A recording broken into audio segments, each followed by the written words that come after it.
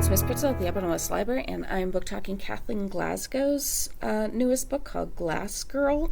Kathleen Glasgow is the author of Girl in Pieces and You'd Be Home Now, which one deals with a girl who has some substance abuse issues and I believe is a cutter too.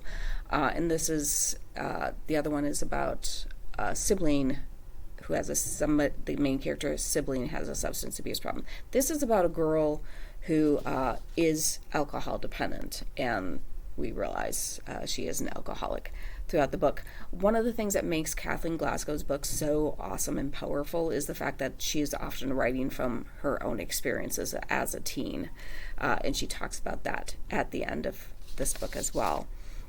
So this is told from Bella's point of view. Bella is a high-anxiety 15-year-old. She is alcohol dependent, does not accept that she is more than dependent. For most of the book, the book starts where we are starting to see her really spiral out of control. So some of the things that have happened is the grandma she loved so much has passed away, and she was the one who found her grandma. Her parents got a divorce, and she has a younger sister who is high maintenance, and neither of her parents are just dealing well in the job of parenting, so she is often the parent to her younger sibling and just making sure everything, like from cooking to cleaning to laundry and stuff, she's kind of doing it for both of her parents. Yeah, and she's stressed out about school, trying to keep good grades, but she also is a kid who likes to hide at school. Like, what she wears and stuff is everything, so she can be invisible. And she is also, like, dealing with the breakup of this relationship with a boy named Dylan, who is now on to somebody else, because Dylan said when they broke up, said she was too much, which is something that keeps going on in her head. So the story begins, like I said, with Bella spiraling out of control. Like I said, she's trying to deal with school, and she is just failing with school in so many ways.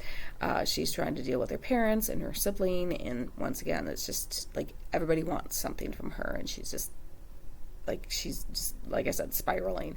She's just grief-stricken over her grandmother, and like I said, just reeling from this, the breakup of the relationship she had. So what happens is she ends up in the hospital, and that leads her, so the second part of the book is her in a rehabilitation facility with other teens. So it goes through literally day 1, day 2, through day 29 at this facility, and the final part of the book is her going back home and then having to try and live her life and finally at the point where she can admit that she is an alcoholic, 15 years old, and she is an alcoholic, and how the parents are dealing with that, how, like, her parents told her sister that she was on a field trip,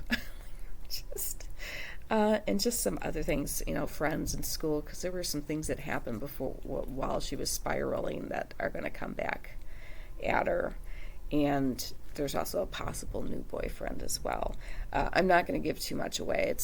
It's just another outstanding book by Kathleen Glasgow. And like I said, she can speak to teens who have some serious issues going on because she was that teen herself, which I think is powerful because you can now see she is a successful author, that she has moved beyond that self, even though she has said in other books, she's like, I will always be an addict, I will always be this, but I can still live my life.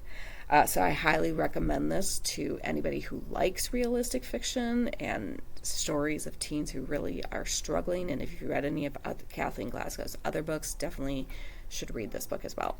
All right, if this is not your cup of tea, I will help you find something else. Have a fantastic day and keep on reading.